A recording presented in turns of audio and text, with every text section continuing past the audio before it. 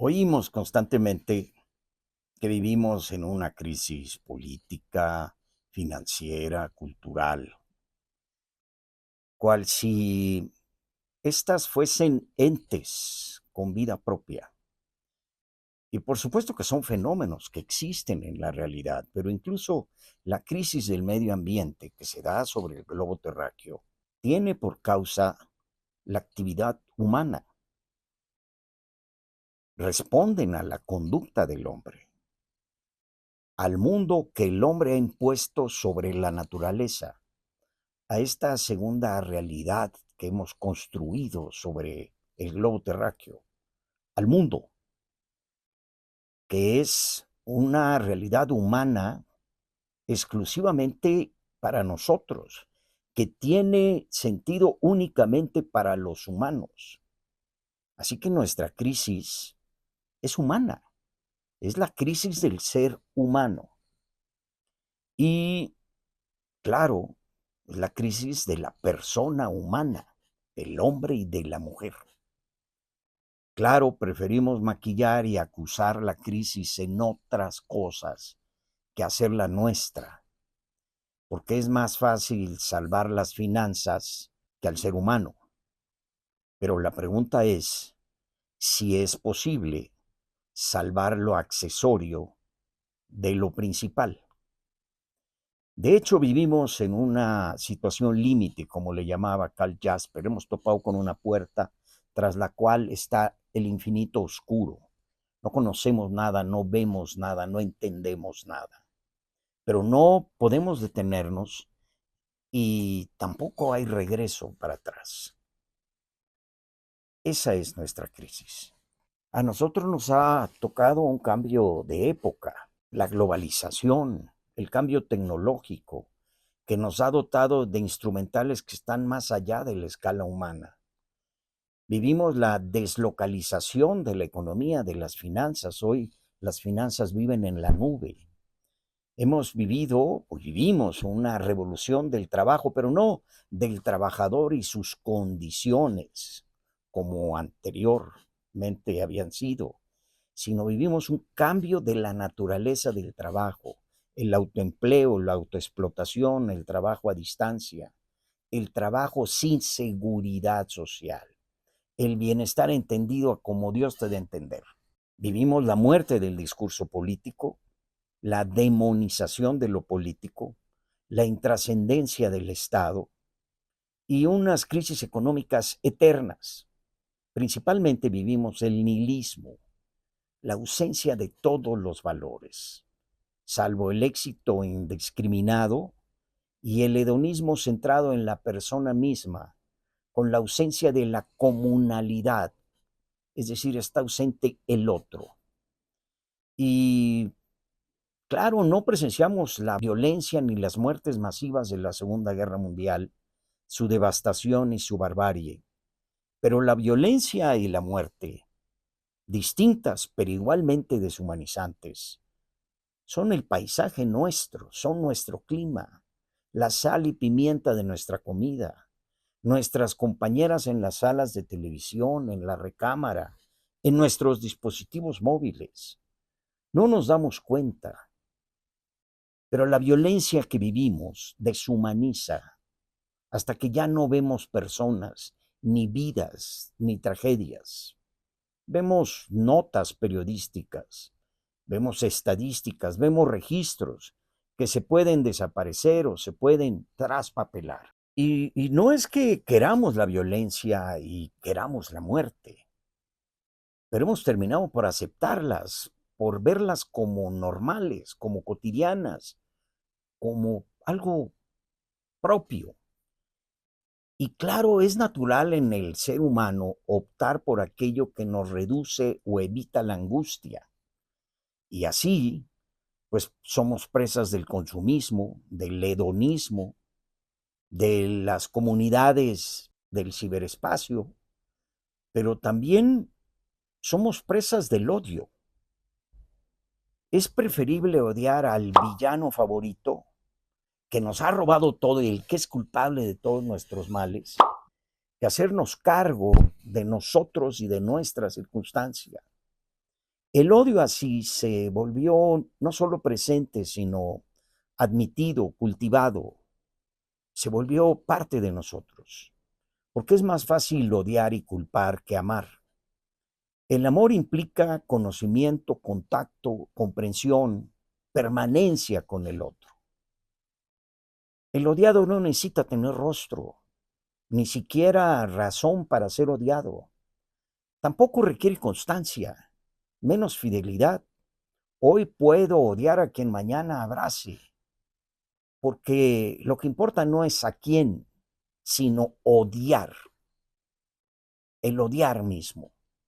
Y este odio, esta ausencia del otro, aunado a la cotidianidad de la violencia y de la muerte, terminan por hacerse admisibles. Y así admitimos como natural el dolor humano. Es como una piedra en el zapato, como una sombra, una estática que hace ahí ruido, pero ahí está. Hay que convivir con ella.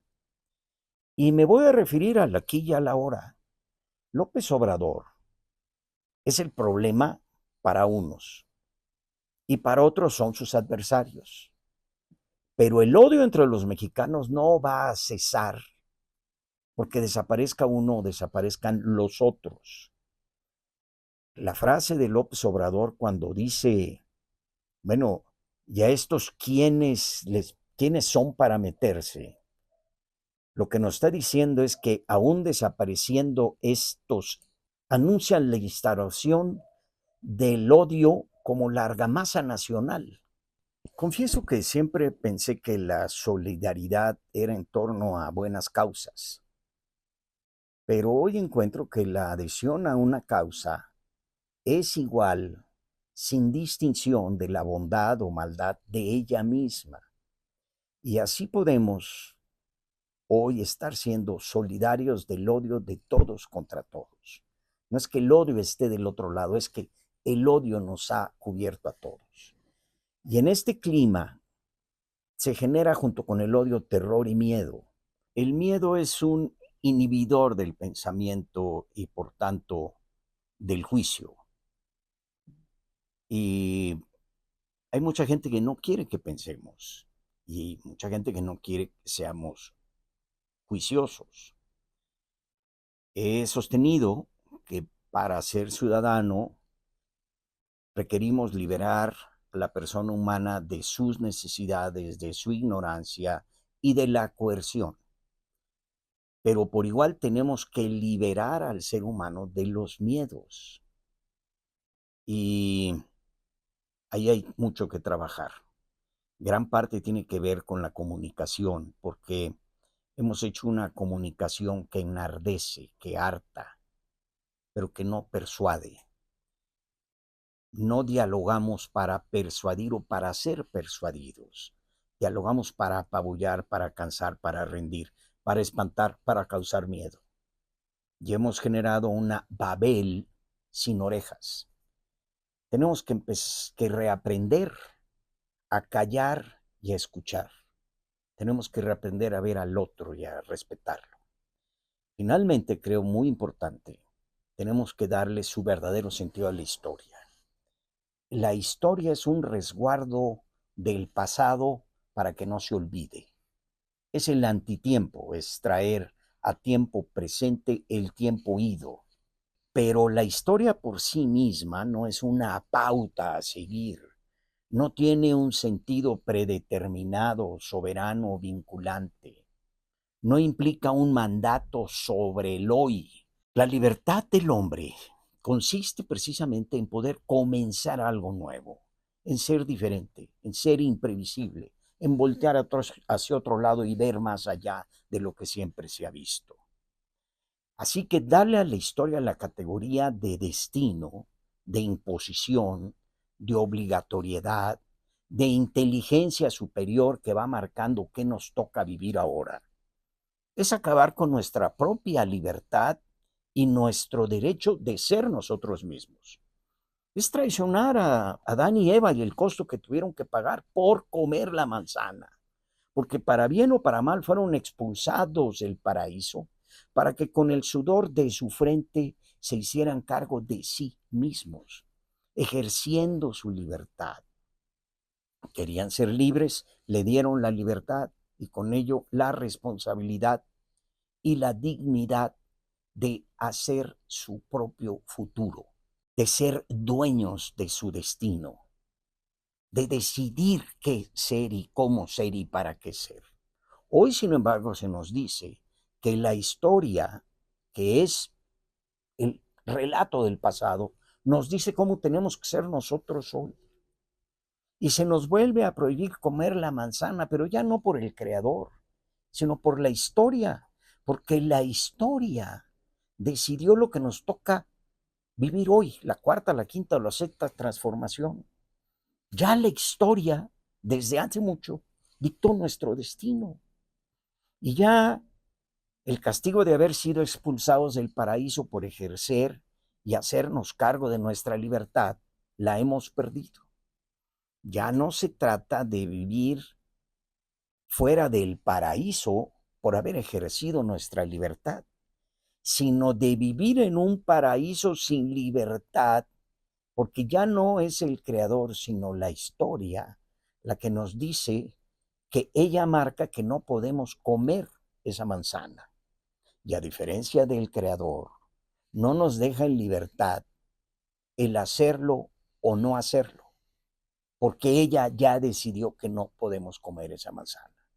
Y así nos han quitado la libertad y nuestra imprevisibilidad de comenzar algo diferente, de abrir la puerta de la situación límite y dar el paso a la oscuridad para iluminar con nuestra libertad el destino que queramos hacer.